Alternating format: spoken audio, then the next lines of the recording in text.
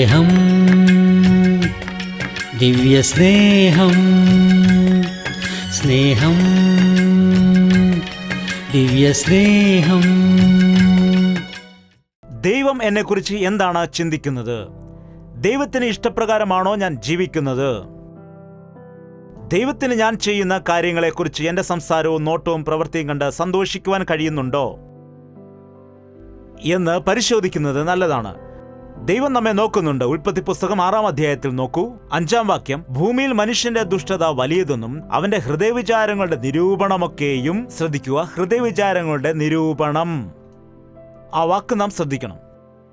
ഹൃദയവിചാരങ്ങളുടെ നിരൂപണമൊക്കെയും എല്ലായ്പ്പോഴും ദോഷമുള്ളതത്രേ. ലോകം മുഴുവൻ തിന്മയാണ്, ജനത്തിന് മുഴുവൻ തിന്മയായിരിക്കുന്നു, അതുപോലെ രാഷ്ട്രത്തിന് തിന്മയായിരിക്കുന്നു. ആ വാക്കുകളെല്ലാം മാറ്റിവെക്കൂ. അത് ഭൂമി മുഴുവൻ തിന്മയായിരിക്കുന്നത് കൊണ്ടാണ്. അതിനു മുൻപ് അതിന് കാരണമായ മനുഷ്യന്റെ നിരൂപണം എല്ലാം, അവന്റെ ഹൃദയവിചാരങ്ങളും നിരൂപണവും എല്ലായ്പ്പോഴും ദോഷമുള്ളതാകുന്നു. നിരൂപണം, അതിന്റെ അർത്ഥം എന്താണ്? നിരൂപിക്കുകയില്ല, ചിന്തിക്കുകയില്ല. മനുഷ്യൻ എല്ലായ്പ്പോഴും എപ്പോഴും എന്തെങ്കിലും നിരൂപിച്ചുകൊണ്ടേയിരിക്കും. 24 അവേഴ്സും മനുഷ്യന്റെ ജീവിതത്തിൽ നിരൂപണങ്ങൾ ഉണ്ടായിരിക്കും. ചിലർ ഉറങ്ങാൻ കിടന്നാലും ചിന്തിക്കുന്നുണ്ട്. മനസ്സിൽ എന്തൊക്കെയോ ആലോചിച്ചുകൊണ്ടേയിരിക്കും. ചിലർ ദുഷിച്ച കാര്യങ്ങൾ ചിന്തിക്കും, ചിലർ നല്ല കാര്യങ്ങളും. ചിലർ പാപത്തെക്കുറിച്ച് നിരൂപിച്ച് താലോലിച്ചുകൊണ്ടേയിരിക്കും. അവരുടെ ഇഷ്ടങ്ങൾ, അവരുടെ വസ്ത്രങ്ങൾ, അവരുടെ രീതികൾ, അവരുടെ സംസാരങ്ങൾ, അവരുടെ പെരുമാറ്റങ്ങൾ, അതിനെക്കുറിച്ചെല്ലാം ആലോചിച്ച് സമയം പോവും. നിരൂപണങ്ങൾ, ഹൃദയത്തിലുള്ള നിരൂപണമെല്ലാം അല്പമല്ല, സകലതും എല്ലായ്പ്പോഴും ദോഷമുള്ളതത്രേ എന്ന് യഹോവ കണ്ട്. ദോഷമുള്ളതെന്ന് യഹോവ കണ്ടു. മനുഷ്യന്റെ ഉള്ളിലെ നിരൂപണങ്ങൾ മറ്റൊരു മനുഷ്യന് അറിയുവാൻ കഴിയുമോ? മനുഷ്യന്റെ ഹൃദയത്തിലെ ആലോചനകളെ അറിയുവാൻ കഴിയുന്ന മറ്റൊരു മനുഷ്യൻ ഉണ്ടോ? അതും പോട്ടെ, മനുഷ്യരല്ലെങ്കിൽ മറ്റെന്തെങ്കിലും യന്ത്രങ്ങളുണ്ടോ? എക്സ്റേ വന്നു, സ്കാനിംഗ് വന്നു.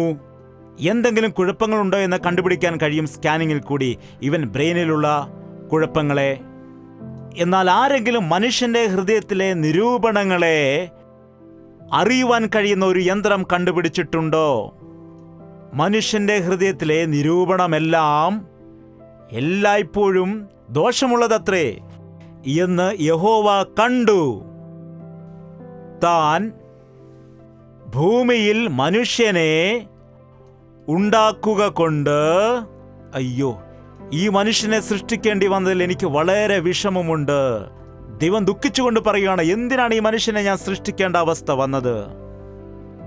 ഇവരോടൊപ്പം ഒരുമിച്ചായിരിക്കുന്നതിന് വേണ്ടി, ഇവർക്ക് വേണ്ടി മനോഹരമായ സൃഷ്ടികളെല്ലാം ഞാൻ ഉണ്ടാക്കി. എന്തെല്ലാം കാര്യങ്ങളെ ഞാൻ ക്രമീകരിച്ചു. പക്ഷികൾ, വൃക്ഷങ്ങൾ, നല്ല അന്തരീക്ഷം, കാറ്റ്, വെള്ളം, വെളിച്ചം, ഭൂമിയും ആകാശവും. ഉൽപ്പത്തി നോക്കിയാൽ സകലവും നല്ലത്, നല്ലത്, നല്ലത്. ദൈവം സൃഷ്ടിച്ച സകലതും നല്ലതായിരുന്നു. ദൈവം സൃഷ്ടിച്ച എല്ലാം നല്ലതായിരുന്നു. മനുഷ്യൻ മാത്രമാണ് ചീത്തയായത്. എല്ലാം നല്ലതായി സൃഷ്ടിച്ച് അവസാനം ആ മനുഷ്യനെ സൃഷ്ടിച്ചപ്പോൾ അവൻ ചീത്തയായി. മനുഷ്യൻ ഏകനായിരിക്കുന്നത് നല്ലതല്ലെന്ന് വിചാരിച്ച് ഒരു തുണയെ കൊടുത്തു. രണ്ടുപേരുമായിരുന്നപ്പോൾ അവൾ എന്തു ചെയ്തു? അനുസരണക്കേട് കാട്ടി. ഇവളില്ലായിരുന്നെങ്കിൽ നല്ലതായിരുന്നു, ഈ അവസ്ഥ എനിക്ക് വരില്ലായിരുന്നു എന്ന് കംപ്ലൈന്റ് ചെയ്തു. ശരി, നിങ്ങൾ അങ്ങനെയാകുന്നുവെങ്കിൽ നിങ്ങൾ ഇനി 4 പേരാകട്ടെ എന്ന് പറഞ്ഞിട്ട് 4 പേരാക്കി മാറ്റി. എന്തുപറ്റി? മൂത്തവൻ ഇളയവനെ കൊന്നു. ലോകത്തിലുള്ളത് 4 പേരാണ്. അത് 2 സഹോദരന്മാർ. ആ സഹോദരനെ നോക്കൂ. പിശാചിന്റെ സ്വഭാവങ്ങൾ, ഈർഷ്യ, ദേഷ്യം, കോപം എല്ലാം ഇപ്പോഴുള്ളതല്ല, അന്നു മുതലേ ഉള്ളതാണ്. എപ്പോഴാണോ മനുഷ്യൻ പാപം ചെയ്ത് ആജ്ഞ ലംഘിച്ചത്, അന്നു മുതൽ അവന്റെ നിരൂപണങ്ങളെല്ലാം ദോഷമുള്ളതായി മാറി. ഉൽപ്പത്തി പുസ്തകത്തിൽ നാം അങ്ങനെ കാണുന്നുവെങ്കിലും കയീൻ ഹാബേലിനെ പെട്ടെന്ന് കൊന്നില്ല. അവസരം നോക്കിക്കൊണ്ട്, കൃഷി സ്ഥലത്ത് ചെന്നപ്പോൾ അവസരം നോക്കിക്കൊണ്ട് ആ ദേഷ്യം മനസ്സിൽ ഒളിപ്പിച്ച് അങ്ങനെ ഇരിക്കുകയായിരുന്നു. കയീനെ, നീ കോപിക്കുന്നത് എന്തിന്? നീ നല്ല പ്രവൃത്തി ചെയ്തെങ്കിൽ നിനക്ക് തലയുയർത്താമായിരുന്നല്ലോ എന്ന് കർത്താവ് മുന്നറിയിപ്പ് കൊടുത്തിട്ടും അനുജന്റെ അടുത്ത് ചെന്നിട്ട് നിരപ്പ് പ്രാപിക്കാനിടയായില്ല. അവൻ ആരോടും, മാതാപിതാക്കളോടും ഒന്നും തന്നെ തന്റെ ഉള്ളിലുള്ള ഭാവങ്ങളെ പറയാനിടയായില്ല. ആ കോപം അങ്ങനെ ഊതി പെരുപ്പിച്ച് ഹൃദയത്തിൽ സൂക്ഷിച്ചിട്ട് അവസാനം കൊലപാതകം ചെയ്യാനിടയായി, തന്റെ സ്വന്തം അനുജനെ കൊല്ലാനിടയായി. അപ്പോൾ മുതൽ തന്നെ ഇന്നും മനുഷ്യന് ഒരാളെ ഒരാൾ കൊല്ലുന്നത്, ഒരാളുടെ മേൽ ഒരാൾക്ക് അസൂയ ഉണ്ടാകുന്നത്, ഒരാൾ മറ്റൊരാളെ വെറുക്കുന്നത്, വിമർശിക്കുന്നത്, കുറ്റം പറയുന്നത്, വിധി കൽപ്പിക്കുന്നതെല്ലാം ഒരാളുടെ നാശം കണ്ടിട്ട് സന്തോഷിക്കുന്ന മനുഷ്യന്റെ രീതി. എന്തൊക്കെ ചെയ്താലും എന്റെ നന്മയ്ക്ക് വേണ്ടി മാത്രം ആഗ്രഹിക്കുക. ലോകം മുഴുവൻ ഇങ്ങനെയുള്ള ചിന്തകളാൽ, സ്വന്തം കാര്യത്തിന് വേണ്ടിയുള്ള ചിന്തകളാൽ ഉള്ള ആളുകളെ കൊണ്ട് നിറഞ്ഞിരിക്കുകയാണ്. ലോകം മുഴുവൻ നശിച്ചു പോയിരിക്കുകയാണ്. റോമർക്കെഴുതിയ ലേഖനത്തിൽ വായിക്കുന്നു, നീതിമാൻ ആരുമില്ല, ഒരുത്തൻ പോലുമില്ല. റോമർക്കെഴുതിയ ലേഖനം 3-ാം അധ്യായം 10-ാം വാക്യം. നീതിമാൻ ആരുമില്ല, ഒരുത്തൻ പോലുമില്ല, ഗ്രഹിക്കുന്നവൻ ഇല്ല, ദൈവത്തെ അന്വേഷിക്കുന്നവനും ഇല്ല, എല്ലാവരും വഴിതെറ്റി ഒരുപോലെ കൊള്ളരുതാത്തവരായി തീർന്നു. എന്തെല്ലാം ആശ കൊണ്ടായിരിക്കും ദൈവം നമ്മെ സൃഷ്ടിച്ചതെന്നറിയാമോ? അവന്റെ സ്വാധീനത്തെ, അവന്റെ ബലത്തെ, ദൈവത്തിന്റെ ശക്തിയെ നമ്മിൽ പ്രതിഫലിപ്പിക്കാൻ വേണ്ടി ദൈവം വിചാരിച്ചപ്പോൾ, നമ്മിൽ കൂടി ദൈവത്തിന്റെ വലിയ മഹത്വത്തെ വെളിപ്പെടുത്തണമെന്ന് ദൈവം വിചാരിച്ചപ്പോൾ, അവസാനം നാം എന്തായിത്തീർന്നെന്നാണ്? കൊള്ളരുതാത്തവരായി തീർന്നു. നമുക്കറിയാം, പല മാതാപിതാക്കളും തങ്ങളുടെ മക്കളെക്കുറിച്ച് നല്ല ഒരു IAS ഓഫീസറാക്കി അവനെ മാറ്റണം, ഒരു മെഡിക്കൽ ഡോക്ടറാക്കി അവനെ മാറ്റണം, നല്ലൊരു എഞ്ചിനീയർ ആക്കണം, പഠിപ്പിച്ച് PhD എടുത്തിട്ട് അവനെ വിദേശ രാജ്യത്തേക്ക് അയക്കണം എന്ന് പറഞ്ഞ് വസ്തു പണയം വെച്ചിട്ട്, വീട് വെച്ചിട്ട്, ലോൺ എടുത്ത്, കടങ്ങൾ വാങ്ങിയിട്ട് ആ മകന് വേണ്ട കാര്യങ്ങളെല്ലാം വാങ്ങിക്കൊടുത്ത് അവനെ പഠിപ്പിച്ചതിന് ശേഷം, അവനെല്ലാം പഠിച്ചതിന് ശേഷം ഒന്നിനും കൊള്ളരുതാത്തവനായി മാറിയെന്ന് വിചാരിക്കൂ. ഡ്രഗ് അഡിക്റ്റായി മാറിയെന്ന് വിചാരിക്കൂ. ഏതെങ്കിലും ഒരു പെൺകുട്ടിയെ വിളിച്ചിട്ട് ഒളിച്ചോടിപ്പോയി എന്ന് വിചാരിക്കൂ. ആ മാതാപിതാക്കൾ എന്താണ് ചെയ്യേണ്ടത്? എവിടെ പോയി നിങ്ങളുടെ മകൻ? ഡോക്ടറാണെന്ന് പറഞ്ഞല്ലോ, എഞ്ചിനീയർ ആണെന്ന് പറഞ്ഞല്ലോ, ഇപ്പോൾ എന്താണ് സംഭവിച്ചത്? എവിടെയാണ് നിങ്ങളുടെ മകൻ എന്ന് ചോദിക്കുമ്പോൾ ആ മാതാപിതാക്കൾ എന്താണ് ചെയ്യേണ്ടത്? എന്തിനാണ് അവന്റെ കാര്യം നിങ്ങൾ ഇപ്പോൾ ഓർമ്മിപ്പിക്കുന്നത്? ഒന്നിനും കൊള്ളാത്തവനായി മാറിയവൻ ആർക്കും പ്രയോജനമില്ലാത്തവനായി തീർന്നിരിക്കുന്നു. ഒരു മകൻ ചെയ്ത കുഴപ്പം പിതാവിന് സഹിക്കുവാൻ കഴിയുന്നില്ല. എന്നാൽ ഇത്ര മനുഷ്യനെ സൃഷ്ടിച്ചതായ, സൃഷ്ടികളെ ഉണ്ടാക്കിയ സൃഷ്ടികർത്താവ് നാം എല്ലാവരും അവന്റെ മക്കളാണ്. നമ്മളെ അവൻ എത്രമാത്രം സ്നേഹിച്ചെന്ന് ചോദിച്ചാൽ, ഒരു പിതാവ് തന്റെ മകനെ സ്നേഹിക്കുന്നതിനേക്കാൾ കൂടുതൽ നമ്മെ സ്നേഹിച്ചു. ഒരു മാതാവിനേക്കാൾ കൂടുതൽ നിന്നെ സ്നേഹിച്ച പരമപിതാവ് നീ നല്ല വ്യക്തിയായി മാറുമെന്ന് വിചാരിച്ച് നിനക്ക് നല്ല ആരോഗ്യം നൽകി, നല്ല ജ്ഞാനം നൽകി, നല്ല സമ്പത്ത് നൽകി, നിന്നെ അനുഗ്രഹിച്ച സമയത്ത് അവന്റെ സാദൃശ്യത്തിലും സ്വരൂപത്തിലും അവന്റെ സാക്ഷ്യത്തിലും വളരുന്നതിന് പകരമായി ഒന്നിനും കൊള്ളാത്തവനായി, ദൈവത്തിന്റെ നാമത്തിന് ലജ്ജ വരുത്തുന്ന രീതിയിൽ നീ ആയിരിക്കുമ്പോൾ അതെത്ര വേദനയാണ് ആ പിതാവിനുണ്ടാക്കുന്നത്. എല്ലാവരും വഴിതെറ്റി ഒരുപോലെ കൊള്ളരുതാത്തവരായി തീർന്നു. നന്മ ചെയ്യുന്നവനില്ല, ഒരുത്തൻ പോലുമില്ല. അവരുടെ തൊണ്ട തുറന്ന ശവക്കുഴി, നാവുകൊണ്ട് അവർ ചതിക്കുന്നു. സർപ്പവിഷം അവരുടെ അധരങ്ങൾക്ക് കീഴെയുണ്ട്, അവരുടെ വായിൽ ശാപവും. എന്താണത്? മനുഷ്യനെ കുറിച്ചാണോ ഇങ്ങനെ പറയുന്നത്? നന്മ ചെയ്യുന്നവനില്ല, ആരുമില്ല. അവന്റെ തൊണ്ട തുറന്ന ശവക്കുഴി. ദൈവം നമുക്ക് ശബ്ദം നൽകിയത് അവനെ ആരാധിക്കാനാണ്, അവന്റെ നാമത്തെ മഹത്വപ്പെടുത്താനാണ്, അവന്റെ സന്നിധിയിൽ പ്രാർത്ഥിക്കുന്നതിന് വേണ്ടിയാണ്, അവന്റെ വചനങ്ങളെ പഠിക്കുന്നതിന് വേണ്ടിയാണ്. എന്നാൽ ഇന്നുള്ള മനുഷ്യർ അവന്റെ തൊണ്ട എന്തിനു വേണ്ടിയാണ് ഉപയോഗിക്കുന്നത്? ചാരായം കുടിക്കുന്നവരെ കണ്ടിട്ടില്ലേ? അവർ ബോട്ടിൽ തുറന്ന് വായിലേക്ക് ഒഴിക്കുന്നത്. തൊണ്ട തുറന്ന ശവക്കുഴിയാണ് അവരുടേത്. എത്ര കുടിച്ചാലും മത്ത് കയറില്ല, തൃപ്തിയാവില്ല. മദ്യപിക്കുന്ന വ്യക്തികൾ എത്രയോ ആളുകളുണ്ട്. നിങ്ങൾക്കറിയാമോ ക്രിസ്ത്യാനികൾ മദ്യപിക്കുമോ? ക്രിസ്ത്യാനികൾ മദ്യപിക്കത്തില്ല. ക്രിസ്ത്യാനി വേറെ, ക്രിസ്ത്യാനി എന്ന് വിളിക്കപ്പെടുന്നവർ വേറെയാണ്. ഇത് ലോകത്തിനറിയില്ല. ക്രിസ്ത്യാനികൾ എന്ന് പറയുന്നവർ അനേകം ആളുകളുണ്ട്. ക്രിസ്തീയ പേരിട്ടിരിക്കുന്നവർ, ക്രിസ്തീയ കുടുംബത്തിൽ ജനിച്ചവർ, ക്രിസ്തീയ ആചാരങ്ങൾ അനുഷ്ഠിക്കുന്ന അങ്ങനെ അനേകം ആളുകളെ കാണാൻ കഴിയും. എന്നാൽ യഥാർത്ഥമായ ക്രിസ്ത്യാനി, ക്രിസ്തു ഹൃദയത്തിലുള്ളവനാണ് യഥാർത്ഥമായ ക്രിസ്ത്യാനി.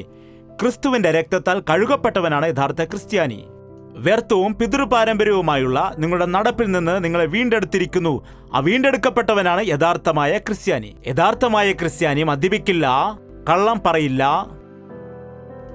ലൈംഗികത നിറഞ്ഞ പാപത്തിന് സ്ഥാനം കൊടുക്കില്ല, അതുപോലെയുള്ള കാര്യങ്ങൾ മോഹിക്കില്ല, കോപിക്കാനും വെറുക്കാനും ഇടയാകില്ല, ശത്രുക്കളെ സ്നേഹിക്കാൻ ഇടയാകും, ദൈവത്തെ സ്നേഹിക്കും, കൈക്കൂലി വാങ്ങില്ല, വഞ്ചന കാണിക്കില്ല, പലിശ വാങ്ങില്ല. ഇതെല്ലാം ബൈബിളിലുള്ള കാര്യമാണ്. നിങ്ങൾ പോയി വായിക്കണം. ഒരു യഥാർത്ഥമായ ക്രിസ്ത്യാനിയിൽ കാണേണ്ടതായ ഗുണങ്ങൾ. പലിശയും കൂട്ടുപലിശയും വാങ്ങിച്ചിട്ട് ദൈവം നൽകിയ അനുഗ്രഹമാണെന്ന് പറഞ്ഞാൽ നിങ്ങളും ഞാനും അംഗീകരിക്കുമെന്നാൽ ദൈവം അംഗീകരിക്കില്ല. ദൈവത്തിന്റെ കൂടാരങ്ങളിൽ വസിക്കുന്ന ആരും തന്നെ തന്റെ സമ്പത്ത് പലിശയ്ക്ക് കൊടുക്കില്ല. കൈക്കൂലി ന്യായത്തെ മറിച്ചു കളയുന്നു. കൈക്കൂലിക്കാരൻ തന്റെ വീടിനെ നശിപ്പിച്ചു കളയുകയാണ്. കൈക്കൂലി, വഞ്ചന, നുണകൾ, കള്ളക്കണക്ക്, ഇതെല്ലാം വഞ്ചനയും ചതിയുമുള്ള ഹൃദയങ്ങളിൽ നിന്ന് വരുന്ന കാര്യമാണ്. നീ ദൈവത്തിന്റെ മകനാണെങ്കിൽ നീ ഉവ്വ് എന്ന് പറഞ്ഞാൽ ഉവെന്നും ഇല്ല എന്ന് പറഞ്ഞാൽ ഇല്ലെന്നുമാകുന്നു. നീ ആരെയും ഭയപ്പെടേണ്ട കാര്യമില്ല. എന്തുകൊണ്ടെന്നാൽ നിന്റെ ജീവിതത്തിൽ ഒരു രഹസ്യവുമില്ലാത്തത് കൊണ്ട്. യഥാർത്ഥമായ ക്രിസ്ത്യാനിയുടെ ജീവിതത്തിൽ ഒരു രഹസ്യവുമില്ല. നിന്നെ ആരും ബ്ലാക്ക്മെയിൽ ചെയ്യേണ്ട ആവശ്യമില്ല. എന്റെ ജീവിതം തുറന്ന പുസ്തകം പോലെയാണ്. എന്റെ കർത്താവിന് മുൻപിൽ ഞാൻ നിഷ്കളങ്കനാണ്. ഒരുപക്ഷെ മറ്റുള്ളവർ നിന്നെ കുറ്റപ്പെടുത്തിയേക്കാം, ഒരുപക്ഷെ അപമാനിച്ചേക്കാം, നിന്റെ മേൽ അന്യായമായിട്ട് കുറ്റാരോപണങ്ങൾ നടത്തിയേക്കാം. എന്നാൽ യഥാർത്ഥമായ ഒരു ക്രിസ്ത്യാനിയുടെ ജീവിതം ദൈവത്തിന്റെ മുൻപിൽ വ്യക്തമായിരിക്കും, സ്ഫടികം പോലെയായിരിക്കും. പാപം എങ്ങനെയാണ് പെരുകുന്നതെന്ന് ചോദിച്ചാൽ, പാപം എന്നത് ഒരാളിൽ നിന്ന് മറ്റൊരാളിലേക്ക് പകരുന്ന ഒരു രോഗമാണ്. പകർച്ചവ്യാധി പോലെ ഉള്ളതായ ഒരു രോഗമാണ്. കൊറോണ വൈറസ് ഇത്രയും കുഴപ്പമില്ല. എന്നാൽ പാപമാകുന്ന വൈറസ് അതിനേക്കാൾ കൂടുതൽ എഫക്റ്റാണ്. അനേകം ആത്മീയർ ഇതിനാൽ മരിച്ചു പോകുന്നു. ഒരു നല്ല സഭയിൽ ഇതിന്റെ ഒരു വൈറസ് വരികയാണെന്ന് വിചാരിക്കൂ. ഒരു വിശ്വാസിക്ക് വന്നാൽ ബാക്കിയുള്ള വിശ്വാസികൾക്കെല്ലാം അതുണ്ടാകും. അതുകൊണ്ടാണ് പൗലോസ് ശാസിച്ചത് തിമോത്തിയോസിനെ. തിമോത്തിയർക്ക് എഴുതിയ ലേഖനം, അതിന്റെ 2-ാം ലേഖനം 16-ാം വാക്യം, അതുപോലെ 17-ാം വാക്യം. ഭക്തിവിരുദ്ധമായ വൃഥാലാഭങ്ങളെ ഒഴിഞ്ഞിരിക്ക,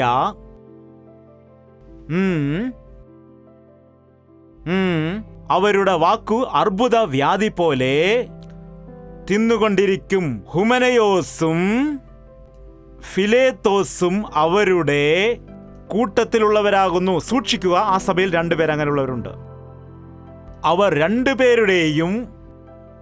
അവർ രണ്ടുപേരും സംസാരിക്കുന്ന വാക്കുകൾ ശരീരത്തിൽ പുണ്ണുപോലെ എന്ന് പറഞ്ഞാൽ മനസ്സിലായോ? അലർജി, ചുണങ്ങാണത്. ഹോസ്റ്റലിലുള്ള ഒരാൾക്ക് ചുണങ്ങ് വന്നാൽ ഹോസ്റ്റലിലുള്ള എല്ലാവർക്കും അത് വരാനിടയാകും. ഈ വാക്ക് കേൾക്കുന്ന സമയത്ത് സഭയിലുള്ള എല്ലാ വ്യക്തികളിലേക്കും അവർ പറയുന്ന വാക്കുകൾ അത് സ്വാധീനിക്കുവാനിടയാകും. വാസ്തവമായ കാര്യം എല്ലാവരും പെട്ടെന്ന് അറിയുകയില്ല. എന്നാൽ ഒരു കള്ളമാകട്ടെ അത് വളരെ വേഗത്തിൽ നാട് മുഴുവൻ പടർന്നു പിടിക്കാനിടയാകും. ഒരു തീ പോലെ അത് വളരെ വേഗത്തിൽ എല്ലാവരും അറിയാനിടയാകും. ആരോ ഇപ്രകാരം പറഞ്ഞു: സത്യം വസ്ത്രം ഉരിഞ്ഞു വെച്ചിട്ട് കുളിക്കുവാൻ വേണ്ടി കുളിമുറിയിലേക്ക് പോയി. വെളിയിൽ വന്നപ്പോൾ കള്ളം സത്യത്തിന്റെ വസ്ത്രം ഇട്ടിട്ട് നടക്കുന്നുവെന്ന്. എന്താണ്? കളവ് സത്യത്തിന്റെ പേരിൽ നാട് മുഴുവൻ കറങ്ങുകയാണെന്ന്. അതുകൊണ്ടാണ് സത്യത്തിന് വസ്ത്രം നഷ്ടപ്പെട്ടത്. അതുകൊണ്ട് പറയുന്നു നഗ്നസത്യമെന്ന്. നഗ്നസത്യമെന്ന് പറഞ്ഞാൽ അതിനെ മറച്ചുവെക്കുവാൻ ഒന്നും തന്നെയില്ല. ഉള്ളതുപോലെ തന്നെ പറയുന്നു. ഒളിക്കുവാൻ ഒന്നും തന്നെയില്ല. അസത്യം സത്യമെന്ന ഭാവത്താൽ നടക്കുന്നു. മനുഷ്യനെ വഞ്ചിച്ചുകൊണ്ടേയിരിക്കുന്നു. മനുഷ്യൻ എന്താണോ ചെയ്യുന്നത് അവന് അങ്ങനെയായിരിക്കുമ്പോൾ, അത് തന്നെ ചെയ്തുകൊണ്ടിരിക്കുമ്പോൾ അതവൻ മനസ്സിലാക്കാതെ മറ്റുള്ളവർ ചെയ്യുന്ന കാര്യങ്ങൾ നോക്കിയിട്ട് നീ ചെയ്യുന്നത് കുറ്റമാണ്, നീ ചെയ്യുന്നത് തെറ്റാണ് എന്ന് പറഞ്ഞവനെ കുറ്റപ്പെടുത്തും. ഒരു മനസാക്ഷിയുമില്ലാത്ത മനുഷ്യൻ. എത്ര ഭയങ്കരമായ വിചിത്രമായ കാര്യങ്ങളാണ് ഇന്ന് നാം കാണുന്നത്. ഈ അന്ത്യകാലത്ത് ഇതുപോലെ വിപരീതമായ സ്വഭാവങ്ങളാണ് ഓരോരുത്തരിലും കാണുന്നത്. പ്രധാനമായും ഞങ്ങളെപ്പോലെയുള്ള ദൈവദാസന്മാർ, അതുപോലെ രാഷ്ട്രീയ പ്രവർത്തകരും മറ്റും, സിനിമ ഫീൽഡിലുള്ള ആളുകൾ, പ്രശസ്തരായ ആളുകളെ പിശാച് ഉപയോഗിക്കാനിടയാകും. പ്രശസ്തനായ വ്യക്തിയെ ഉപയോഗിച്ചാൽ, ഒരു അധികാരമുള്ള വ്യക്തിയെ ഉപയോഗിച്ചാൽ, ഒരു സ്വാധീനമുള്ള വ്യക്തിയെ ഉപയോഗിച്ചാൽ അവനിൽ കൂടി അനേകം ആളുകളെ നശിപ്പിക്കാനും ചീത്തയാക്കാനും കഴിയും. ഒരുപാട് പേരെ നശിപ്പിക്കാൻ കഴിയും. ഈ നാളുകളിൽ സിനിമ കാരണം എത്രയോ യൗവനക്കാരാണ് നശിച്ചു പോകുന്നത്. എത്രയോ യൗവനക്കാരത്തികളാണ് നശിക്കുന്നത്. മാതാപിതാക്കൾ അവരെ വളരെ സ്നേഹത്തോടെ ഭയവും ഭക്തിയുമുള്ളവരായി കഷ്ടപ്പെട്ട് വളർത്തിക്കൊണ്ടുവരുമ്പോൾ മാതാപിതാക്കളെ അനുസരിക്കാതെ തെറ്റായ സ്നേഹബന്ധത്തിൽപ്പെട്ട് ഏതോ ഒരു പയ്യന്റെ കൂടെ ഒളിച്ചോടിപ്പോയെന്ന്. പാപം വളർന്നുകൊണ്ടേയിരിക്കുന്നു. ഒറ്റ വാക്കിൽ നമുക്ക് തെറ്റ് സംഭവിക്കുകയാണെങ്കിൽ, വീഴ്ച പറ്റുകയാണെങ്കിൽ, ഒരു പ്രവൃത്തിയിൽ നമുക്ക് വീഴ്ച പറ്റിയാൽ അത് അവസാനിക്കില്ല, വളർന്നുകൊണ്ടേയിരിക്കും. മനുഷ്യൻ നീചമായ സ്ഥിതിയിലേക്ക്, മൃഗങ്ങളെക്കാൾ നീചമായ സ്ഥിതിയിലേക്ക് പോയിക്കൊണ്ടിരിക്കുകയാണ്. അത് കണ്ടിട്ട് ദൈവം ദുഃഖിക്കുകയാണ്. അവന്റെ മനസ്സിന് മുറിവേറ്റുവെന്ന് ബൈബിൾ പറയുന്നു. അവന്റെ ഹൃദയം തകർന്നു പോയെന്ന്. ഭൂലോകത്തിലേക്ക് ദൈവം നോക്കിയ സമയത്ത്, ഞാൻ എൻ്റെ സ്വന്തം കൈകൊണ്ട് സൃഷ്ടിച്ച ഈ ലോകം, ഭൂമി എത്ര മനോഹരമായിരിക്കുന്നു, പല പല നിറത്തിലുള്ള പൂക്കൾ കൊണ്ട് ശുദ്ധീകരിക്കുന്നതിന് വേണ്ടി, വായു ശുദ്ധീകരിക്കുന്നതിന് വേണ്ടി വൃക്ഷങ്ങൾ നമുക്ക് നൽകിയിരിക്കുന്നു. നിങ്ങൾക്കത് അറിയാമോ? മൃഗങ്ങളെയെല്ലാം തന്നത് നമ്മുടെ സഹായത്തിന് വേണ്ടിയാണ്, അല്ലാതെ നമുക്ക് കഴിക്കാനല്ല തന്നത്. ആദാമും ഹവ്വയും വെജിറ്റേറിയൻസ് ആയിരുന്നു, ശരിയല്ലേ? നോഹയുടെ കാലത്തെ മഹാപ്രളയത്തിന് ശേഷം ആഹാരം ഇല്ലാത്തതുകൊണ്ട് തൽക്കാലത്തേക്ക് വൃക്ഷങ്ങളും ചെടികളും എല്ലാം നശിച്ചു പോയതുകൊണ്ട്, വെള്ളത്തിൽ അവയെല്ലാം മുങ്ങിപ്പോയല്ലോ, പറഞ്ഞു, നിങ്ങൾ മാംസം കഴിക്കൂ, എന്ന രക്തത്തോടു കൂടി അവ കഴിക്കരുത്. അന്നു മുതൽ തുടങ്ങി ഒരു പെർമിഷൻ കിട്ടിയതുകൊണ്ട് അന്നു മുതൽ മാംസത്തോടെ മാംസം എല്ലാ ദിവസവും. മാംസാഹാരികളെക്കാൾ സസ്യാഹാരികൾക്കാണ് അസുഖങ്ങൾ കുറവ്. രക്തത്തോടു കൂടി കഴിക്കരുതെന്ന് പറഞ്ഞു. എന്തുകൊണ്ടെന്നാൽ രക്തത്തിലാണ് ഇൻഫെക്ഷൻ ഉള്ളത്. രക്തമാണ് നമ്മുടെ പ്രാണൻ. നമ്മുടെ രക്തം പോയെന്നാൽ നമ്മുടെ പ്രാണൻ പോയെന്നാണ്. അതിപ്പോഴാണ് കണ്ടുപിടിച്ചത്. ദൈവം അന്നേ എഴുതി വെച്ചതാണ്, രക്തമാണ് നിങ്ങളുടെ പ്രാണൻ. രക്തത്തിലൂടെയാണ് ഇൻഫെക്ഷൻ ഉണ്ടാകുന്നത്. നിങ്ങൾ ഒരു അസുഖം വരുമ്പോൾ നിങ്ങൾക്ക് ടെസ്റ്റ് എഴുതുമ്പോൾ എന്ത് ടെസ്റ്റ് ചെയ്യാനാണ് പറയുന്നത്? ബ്ലഡ് ടെസ്റ്റ് ചെയ്യാൻ പറയും. നിങ്ങളുടെ ബ്ലഡ് ടെസ്റ്റിൽ അറിയാൻ കഴിയും നിങ്ങൾക്ക് എന്തെല്ലാം ഇൻഫെക്ഷൻസ് മറ്റുമുണ്ടെന്ന്. മാംസം കഴിക്കുമ്പോൾ ഇൻഫെക്ഷനുള്ള ബ്ലഡ് എല്ലാം നീ തിന്നുകയാണ് എങ്കിൽ നിനക്ക് എന്താണ് സംഭവിക്കുന്നത്? അതുകൊണ്ടാണ് പറഞ്ഞ രക്തത്തോടു കൂടി കഴിക്കരുത്. ഇപ്പോൾ നോക്കൂ, എന്തെല്ലാം രോഗങ്ങളാണ് ഉണ്ടാകുന്നത്, എന്തെല്ലാം പകർച്ചവ്യാധികളാണ് ഉണ്ടാകുന്നത്. പുതിയ പുതിയ രോഗങ്ങൾ ഉണ്ടാകുന്നു, പലതരത്തിലുള്ള ചിക്കൻ ഗുനിയകൾ, അതുപോലെ സ്വൈൻ ഫ്ലൂ, കൊറോണ, മാർസ് ഒരു രോഗമാണോ? മനുഷ്യന് വിപരീതമായ ബുദ്ധിയാണ് ഉണ്ടാകുന്നത്. ഒരു കാര്യം ക്രമമായി ചെയ്യുകയില്ല, എങ്ങനെയെങ്കിലും വെപ്രാളപ്പെട്ട് മുൻപോട്ട് പോകണം. എന്തെങ്കിലും പുതിയതായിട്ട് ചെയ്തുകൊണ്ടേയിരിക്കണം. പുതിയ പുതിയ രീതിയിൽ കണ്ടുപിടുത്തങ്ങൾ ചെയ്യണം. പാപത്തെ എങ്ങനെ വളർത്തിക്കൊണ്ടുവരുവാൻ കഴിയും, പാപത്തെ ഇനിയും എങ്ങനെ അനുഭവിക്കാൻ കഴിയും, പാപത്തെ ഇനിയും എങ്ങനെയൊക്കെ രുചിച്ചു നോക്കാൻ കഴിയും എന്ന് വിചാരിച്ച മനുഷ്യൻ തനിക്കിഷ്ടമുള്ളതുപോലെ പ്രവർത്തിച്ചതുകൊണ്ട് ഈ ദിവസം രോഗങ്ങൾ, ദുഃഖങ്ങൾ, മരണം, ചെറിയ പ്രായത്തിൽ തന്നെ എത്രയോ രോഗങ്ങൾക്കാണ് ആളുകൾ അടിമകളായി മാറുന്നത്. നിങ്ങളുടെ ശരീരം ദൈവത്തിന്റെ മന്ദിരമാണ്. ആരെങ്കിലും അവന്റെ ആലയത്തെ നശിപ്പിച്ചാൽ അവനെ നശിപ്പിക്കുമെന്ന് ദൈവം പറയുകയുണ്ടായി. നശിപ്പിച്ചാൽ അവനെ വിടുകയില്ലെന്ന് ദൈവം പറഞ്ഞു. ആരോഗ്യമുള്ള, സൗന്ദര്യമുള്ള ശരീരത്തെ ദൈവം കൊടുത്തപ്പോൾ മനുഷ്യൻ അതിനെ എങ്ങനെയാണ് നശിപ്പിക്കുന്നതെന്ന് നോക്കൂ. ദൈവത്തിന്റെ പദ്ധതി എന്താണെന്ന് അവർക്ക് മനസ്സിലാക്കാൻ കഴിയില്ല. എല്ലാ വ്യക്തികളും കൊള്ളരുതാത്തവരായി തീർന്നു. അവരുടെ തൊണ്ട തുറന്നാൽ ശവക്കുഴിയാണ്. അവരുടെ നാവ് കൊണ്ട് അവർ ചതിക്കുന്നു. സർപ്പവിഷം അവരുടെ അധരങ്ങൾക്ക് കീഴെയുണ്ട്. മനുഷ്യന്റെ വിഷം, ആരോ പറഞ്ഞ് തേളിന് കൊമ്പിലാണ് അതിന്റെ വിഷം ഇരിക്കുന്നത്, പാമ്പിന് അതിന്റെ കഴുത്തിലാണ് വിഷമെന്ന്, മനുഷ്യന് ശരീരം മുഴുവൻ വിഷമാണെന്ന്. നീ ചോറിൽ കൈയിട്ട് ഇളക്കിയിട്ട് വെക്കൂ, വൈകുന്നേരം ആകുമ്പോഴേക്ക് അത് വളിച്ചു പോകുന്നത് കാണാം. കൈയിട്ടില്ലെങ്കിൽ ഒരു കുഴപ്പവും ഉണ്ടാകില്ല. നീ അത് കൈയിട്ടിളക്കിയാൽ രാവിലെ ആകുമ്പോഴത്തേന് ചോറ് വളിച്ചു പോകുന്നത് കാണാം. നിന്റെ കയ്യിൽ എന്താണുള്ളത്? മനുഷ്യന് നാശമുണ്ടായി. മനുഷ്യൻ ദുഷിച്ചുപോയി. മനുഷ്യൻ പരസ്പരം വഞ്ചിക്കുന്നു. ഭാര്യയും ഭർത്താവും തമ്മിൽ പരസ്പരം വഞ്ചിക്കുന്നു. മാതാപിതാക്കളെ എന്തിനാണ് വഞ്ചിക്കുന്നത്? കൂട്ടുകാരൻ എന്ന് പറഞ്ഞിട്ട് വഞ്ചിക്കുന്നത് എന്തിനാണ്? ഇടയ്ക്ക് ഒരുവൻ വരാനിടയായി. 4 ലോറി വാങ്ങിക്കാനാണ് വിചാരിച്ചത്, എല്ലാം പോയി. എങ്ങനെയാണ് പോയത്? ആരെങ്കിലും തട്ടിക്കൊണ്ടു പോയതാണോ? അല്ല. ഞാൻ പോയിട്ട് വന്നപ്പോഴത്തേന് ഒരുത്തൻ വന്നിട്ട് ഒരു പേപ്പർ തയ്യാറാക്കി കൊണ്ടുവന്നു. എന്നോട് ഒപ്പിടാൻ പറഞ്ഞു. ഞാൻ ഒപ്പിടുകയുണ്ടായി. എല്ലാം അവൻ്റെ പേരിൽ എഴുതിയിട്ട് എന്നെ കൊണ്ട് അതിലെല്ലാം ഒപ്പുവെക്കുകയുണ്ടായി. ആരാണ്? എൻ്റെ ഫ്രണ്ടാണ്. ആരാണ്? എൻ്റെ ഫ്രണ്ട്. എന്തന്യായമാണ്, എത്ര മോശകരമാണ്. ഫ്രണ്ട് എന്ന് പറയുന്നു. കപട ഫ്രണ്ട്സ്, കപട സ്നേഹിതർ. യേശുക്രിസ്തു അല്ലാതെ യഥാർത്ഥമായ സ്നേഹിതൻ മറ്റാരുമില്ല. ഞാൻ രക്ഷിക്കപ്പെടുന്നതിന് മുൻപ് ഒരുപാട് കൂട്ടുകാരുണ്ടായിരുന്നു. എന്നാൽ രക്ഷിക്കപ്പെട്ട ശേഷം എനിക്കൊരു കൂട്ടുകാരനേ ഉള്ളൂ. സ്നേഹിതൻ എല്ലാ കാലത്തും സ്നേഹിക്കുന്നു. മനുഷ്യരെ ദയവ് ചെയ്ത് വിശ്വസിക്കരുത്. സ്നേഹിതരെന്ന് പറഞ്ഞു വരുന്നവരെ ഒരിക്കലും വിശ്വസിക്കരുത്. പുതിയ കൂട്ടുകാരെ ഒരിക്കലും വിശ്വസിക്കരുത്. നിനക്കെന്തോ ഉപകാരം ചെയ്യുന്നത് പോലെ, സഹായം ചെയ്യുന്നത് പോലെ, നിനക്കെന്തൊക്കെയോ നല്ല കാര്യം ചെയ്യുന്നത് പോലെ, നിനക്ക് നല്ല ഗിഫ്റ്റുകൾ തരുന്നത് പോലെ ഒക്കെ വന്നിട്ട് നിന്നിൽ നിന്ന് മൊത്തം തട്ടിയെടുക്കാനാണ്. സഹായിക്കാൻ എന്ന രീതിയിൽ വന്നിട്ട് നിന്നിൽ നിന്ന് മൊത്തം തട്ടിയെടുക്കാനാണ് അവർ വരുന്നത്. അങ്ങനെയുള്ള കാര്യങ്ങളിൽ ഇടപെടരുത്. പെട്ടെന്ന് ലാഭമുണ്ടാകുമെന്ന് പറയുന്ന കാര്യങ്ങളിൽ ഇടപെടരുത്. അധ്വാനിച്ച് ജീവിക്കാൻ വേണ്ടിയാണ് കർത്താവ് പറയുന്നത്, നിന്റെ ശരീരത്തെ ദൈവത്തിന്റെ ആലയമായി കാക്കൂ. നിന്റെ ശരീരത്തിൽ നിനക്കും ദൈവത്തിനുമല്ലാതെ മറ്റാർക്കും അധികാരം ഉണ്ടായിരിക്കാൻ പാടില്ല. നിങ്ങൾ ഭാര്യ ഭർത്താക്കന്മാരാണെങ്കിൽ ഭാര്യയ്ക്ക് ഭർത്താവിലും ഭർത്താവിന് ഭാര്യയിലും അധികാരമുണ്ടല്ലാതെ നിങ്ങളുടെ ജീവിതത്തിൽ വേറെ ഒരു മനുഷ്യനും നിന്റെ മേൽ അധികാരമില്ല എന്ന് ഓർക്കണം. നിന്നെ വില കൊടുത്തിട്ട് വാങ്ങിയ ദൈവം ആണവൻ, കർത്താവായ യേശു ക്രിസ്തു. നിന്റെ ശരീരത്തെ ജാഗ്രതയോടെ കാക്കുക. നീ എന്താണോ കേൾക്കുന്നത്, എന്താണോ സംസാരിക്കുന്നത്, എന്താണോ പ്രവർത്തിക്കുന്നത്, ഇതിനെല്ലാത്തിനും വേണ്ടി ഒരു ദിവസം കർത്താവിനോട് കണക്ക് പറയണം. ദൈവത്തോട് കണക്ക് ബോധിപ്പിക്കണം.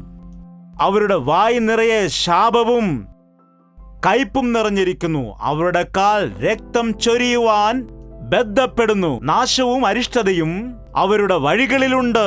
അടുത്തത് സമാധാന മാർഗം അവർ അറിഞ്ഞിട്ടില്ല. അവരുടെ ദൃഷ്ടിയിൽ ദൈവഭയം ഇല്ല എന്നിങ്ങനെ എഴുതിയിരിക്കുന്നുവല്ലോ. എന്താണ് അവർക്കില്ലാത്തത്? ദൈവത്തിലുള്ള ഭയമില്ല. ഞാൻ ചെയ്യുന്നതെല്ലാം കാണുന്ന ദൈവം ഒരുവൻ ഉണ്ട്. ഞാൻ ചെയ്യുന്ന പ്രവൃത്തികളെല്ലാം അപ്പോൾ അറിയുന്ന ദൈവം ഒരുവനുണ്ട്. ദൈവം ഒരുവനുണ്ട്, അവനോട് ഞാൻ കണക്ക് ബോധിപ്പിക്കണം എന്നുള്ള ഭയം ആർക്കും ഇല്ല. ദൈവത്തോടുള്ള ഭയം നമുക്ക് ഉണ്ടായിരിക്കണം. ദൈവത്തോടുള്ള ഭയമെന്നാൽ ദൈവം എന്നെ എത്രമാത്രം സ്നേഹിക്കുന്നുണ്ട്, ഞാൻ ഈ തെറ്റ് ചെയ്താൽ ദൈവം എത്രമാത്രം വിഷമിക്കുന്നു എന്ന ഭയമുണ്ടാകണം. എങ്ങനെയുള്ള ഭയം? എനിക്ക് വേണ്ടി പ്രാണൻ തന്ന ദൈവത്തെ ഞാൻ ദുഃഖിപ്പിച്ചാൽ അവൻ വിഷമിക്കുമെന്നുള്ളതായ ഭയം. നമ്മുടെ പ്രവൃത്തികൾ കൊണ്ട് അവനെ വിഷമിപ്പിക്കാൻ പാടില്ല എന്നുള്ള ഭയത്തോടെ നാം ആയിരിക്കണം. അവനെ വിഷമിപ്പിക്കരുത് എന്നുള്ള ഭയത്തോടുകൂടി നാം പിശാചിന് ഇടം കൊടുക്കാതെ ജീവിക്കേണ്ടതാണ്. അതാണ് ദൈവഭയമെന്നാൽ.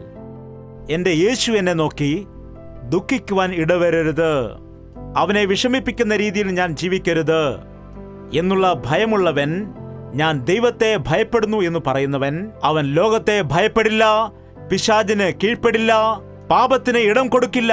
എല്ലാവർക്കും എഴുന്നേറ്റ് നിൽക്കാം, പ്രാർത്ഥിക്കാം. പരിശുദ്ധനായ സ്നേഹമുള്ള പിതാവേ, ഒരിക്കൽ കൂടി ഞങ്ങളെ നീ ദർശിക്കുമാറാകണമേ. ഒരു തവണ ഞങ്ങളെ ശ്രദ്ധിക്കുമാറാകണമേ. ഞങ്ങളുടെ ചുറ്റുപാട് നോക്കുമ്പോൾ ലോകം നശിച്ചു പോകുന്നു. ഞങ്ങളുടെ ചുറ്റും നോക്കുമ്പോൾ ലോകത്തിന്റെ അവസ്ഥ വളരെ ഭീകരമായിരിക്കുന്നു. നിന്റെ കോപം വർദ്ധിച്ചിട്ട് അത് കാരണം രാജ്യങ്ങൾ നശിച്ചു പോകുന്ന സ്ഥിതിയിലേക്ക്, ഈ ലോകം അവസാനിക്കാൻ പോകുന്ന സ്ഥിതിയാണ് ഞങ്ങൾ കാണുന്നത് ദൈവമേ. ഈ ലോകാവസാനത്തിൻ്റെതായ തെളിവുകൾ ഞങ്ങൾ കാണുന്നുണ്ട് ദൈവമേ. ലോത്തിന്റെ കാലത്തെ പോൽ, നോഹയുടെ കാലത്തെ പോലെ മനുഷ്യൻ ദൈവത്തിൽ വിശ്വസിക്കാതെ അനുസരണം കെട്ടവരായി പോകുന്ന അവസ്ഥയിലാകുന്നു. ഈ പാപം നിറഞ്ഞതായ ലോകത്തിൽ, നശിച്ചു പോകുന്നതായ ലോകത്തിൽ കർത്താവേ, നിന്റെ നാമത്തിന് വേണ്ടി ഞങ്ങൾക്ക് പലപ്പോഴും നിൽക്കുവാൻ കഴിയുന്നില്ല. വിശുദ്ധിയോടെ ഞങ്ങളുടെ ജീവിതത്തെ കൊണ്ടുപോകാൻ കഴിയുന്നില്ല. പരീക്ഷണങ്ങളെ ജയിക്കുവാൻ ഞങ്ങൾക്ക് കഴിയുന്നില്ല. പിശാചിന്റെ തന്ത്രങ്ങളിൽ ഞങ്ങൾ പലപ്പോഴും കുടുങ്ങിപ്പോകുന്നുണ്ട് ദൈവമേ. ഞങ്ങളെ സഹായിക്കണമേ.